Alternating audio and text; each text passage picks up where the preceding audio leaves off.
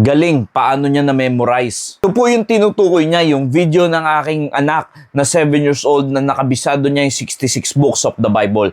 Mga kaibigan, mga kapatid, wala namang kakaibang teknik, wala namang kakaibang sikreto para ang ating mga anak sa kanilang mga murang edad ay matuto na agad habang sila ay bata pa sa salita ng Diyos. Kundi tayo muna bilang mga magulang ay dapat unang nakakakilala sa ating Panginoon. Tayo muna ang magpakalalim sa salita ng Diyos dahil ano ang ituturo natin sa ating mga anak kung tayo mismo mga magulang ay hindi rin nakikitaan. Halimbawa na lamang po sa pagbabasa ng Biblia. May mga tao na uutusan nila yung kanilang anak na gawin yung bagay na yan. Anak, magbasa ka ng Biblia. Paano po gaganahan? Paano po makikitaan tayo ng example sa ating mga anak? Kung tayo mismo mga magulang ay hindi nila nakikita na nagbabasa ng Biblia, dapat po sa atin muna manggaling ang example na tutularan ng ating mga anak. Kaya yun yung sinasabi ng Proverbs 22:6 na train up a child in a way he should go, and when he is old, he will not depart from it. Ibig sabihin, tayo po yung nagsiset ng example.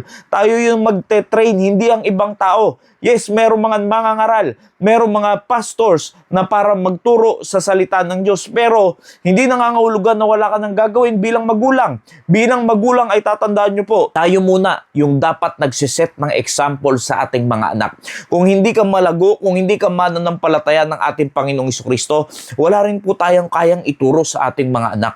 Kaya mahalaga po na sa atin muna nag-uumpisa yung example. Ipakita natin sa ating mga anak na tayo po ay merong desire pagdating sa Biblia, meron tayong desire pagdating sa salita ng Diyos. Minamahal natin ang Word of God. Dahil yan po, yung magbibigay ng good success sa bawat isa sa atin. Yan ang sinasabi ng Joshua chapter 1 verse 8. Kaya kung gusto nyo pong magkaroon ng good success ang inyong mga anak, wala pong ibang teknik, walang ibang paraan kundi ang salita ng Diyos.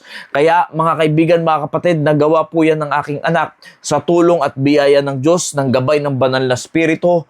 At yan po ang pagtitrain ng bawat magulang sa kanilang mga anak dahil hindi po matututo ang bata kung hindi nating ititrain bilang mga magulang. Kaya maganda, ayusin po natin ang ating patutuo sa ating mga anak para sila rin po sa kanilang paglaki ay makita nila na tayo mismo mga magulang ay talagang seryoso at dedikado pagdating sa salita ng Diyos. Dahil paano nga naman mamahalin ng ating mga anak ang salita ng Diyos, ang Biblia? Kung tayo bilang mga magulang ay hindi rin nakikitaan ng ating mga anak na seryoso tayo at minamahal natin ang salita ng Diyos, hindi makita sa atin ang pagbabasa ng Biblia, hindi makita sa atin ang pananalangin, paano na lang paniniwalaan ng mga bata na totoo yung Diyos na ating sinasamba. Makikita po ng mga bata na totoo at buhay ang Diyos na ating sinasamba dahil nandyan ang ating puso, nandyan ang ating pagkaseryoso pagdating sa salita ng Diyos. Kaya yung mga bagay na yan na pagka sinabi natin sa ating mga anak at nakikitaan tayo ng example, sila rin po mismo ay magmamahal sa salita ng Diyos at magkakaroon sila